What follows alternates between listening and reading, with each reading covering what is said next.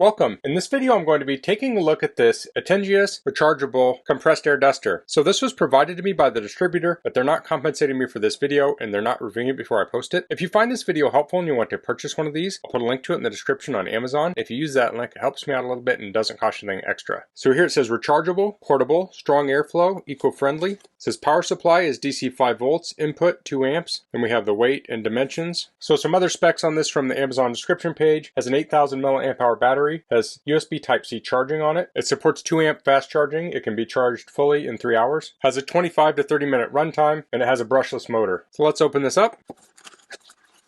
So a product like this can replace canned air for dusting out electronics and other things. You can also use this as an inflator.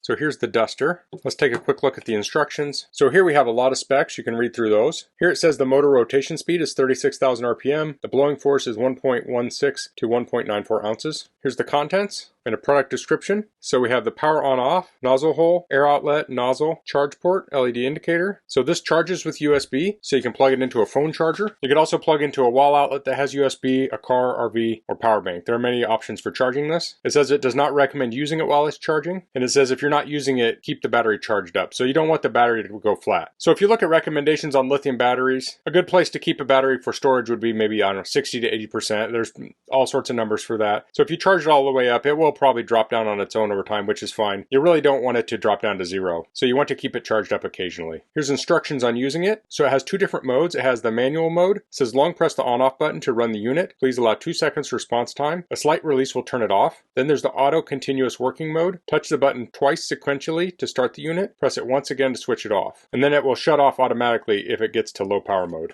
So let's take a look at this. So we have the nozzle here. Let's see, this will pull out. Okay. So there's a little nozzle storage there, and it comes with 2 longer nozzles. One has a brush on it, and then it comes with these attachments. Looks like that fits in there. So let's try this out. I'll put the nozzle in, like so. And you really should charge this up before using it, but I'm just doing a quick check. So I'll hold this down.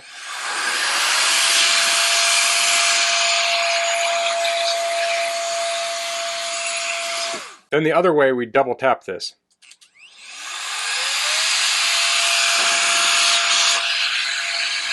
So there's 2 different ways to turn it on. So one you have to hold the trigger down on, the other one you don't. So let's try charging this. We have a USB Type-C cable that'll go in the back. I'll plug it into my USB charger. And we're currently charging it at 1.9 amps. So that's near 2. Now devices can charge faster or slower depending on the state of charge. So if the battery is close to full, then it might slow down that charge a little bit. If it's emptier, it might speed it up. But it is charging at a nice rate. Okay, so I'm going to let this get charged up and then we'll test it out on some things. Okay, so here I'm inside of my mid-2012 MacBook Pro. I'm doing some repairs on it. And while I have it open, I'll clean some of this dust out, specifically in the fan. So I do have the power off to this. Now I don't want this fan spinning up super fast. So I have this plastic spudger tool. I'll just stick that in there, and I'll use the duster to blow the air out.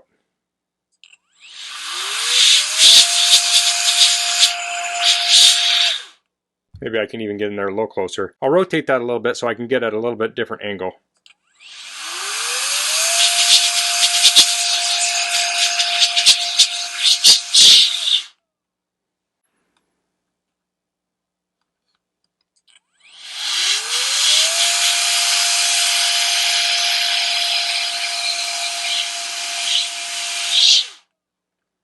So that looks very clean. That's impressive. Now there are a number of different options for dusting electronics. Canned air is often popular. I don't like to use those. Another option would be compressed air from an air compressor. I never use that because it can contain water and you could put dryers in it. I understand that. But I like blowers, and many times I'd use a large leaf blower. But this is a much better option, and this is kind of the tool made for the task. So I'll just do a general dusting of the rest of this now.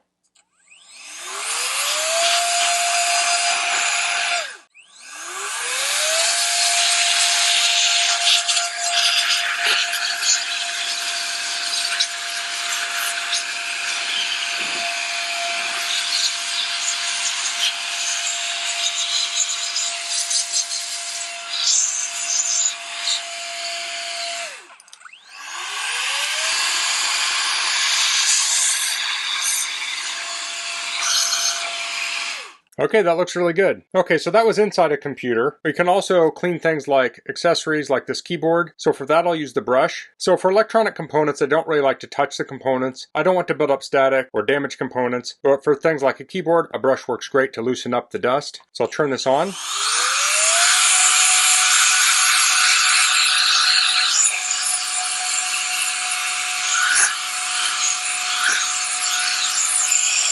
So it's cleaner this way, so now I'll do up and down.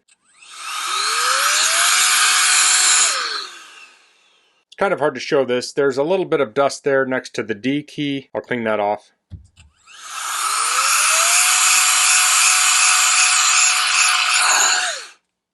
And now it's gone. I tend to keep my keyboard somewhat clean, so I don't have one that's super dusty, but this would obviously be very effective at cleaning those off too. So this can also be used as an inflator. So these types of valves have a little flap at the bottom. So you'll want to stick one of these in there. You can see this will press through that and shoot air out the sides. So we'll see which one fits. I think this one might. If not, I'll just switch it. So this here has this adapter, and this will fit on any of these nozzles. And then this will fit on the duster. So I'll pull that off, stick this on here. And this may take a second, so I'm going to double tap this to turn it on.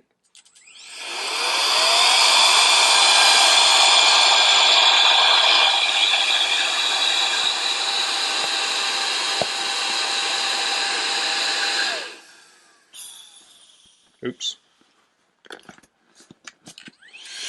So I pulled it out of here. It was kind of stuck in there. Let me try and do that.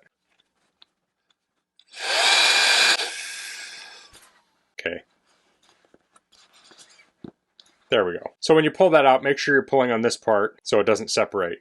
But here we have a camp pillow that's inflated. So this does not have a deflation mode on it, but we could certainly take this nozzle, stick it in here, and it will hold that open. So I showed how to dust with this. So I dusted the inside of a computer, I dusted a keyboard, I inflated something, and there are really infinite uses for this. So for example, this is a CPAP hose. It's like a breathing machine. So I can stick this in here with this adapter. And it does have this wide inflator on it, but actually this might work best. So this isn't a perfect seal, but it really doesn't need to be. But when I clean this out with water, I could take the blower on my vacuum and hook it up to this to blow the water out. But that's going to have all sorts of nasty dust in it from the vacuum. It's not clean. This is just going to take ambient air to blow through there. So I'll just put this on here.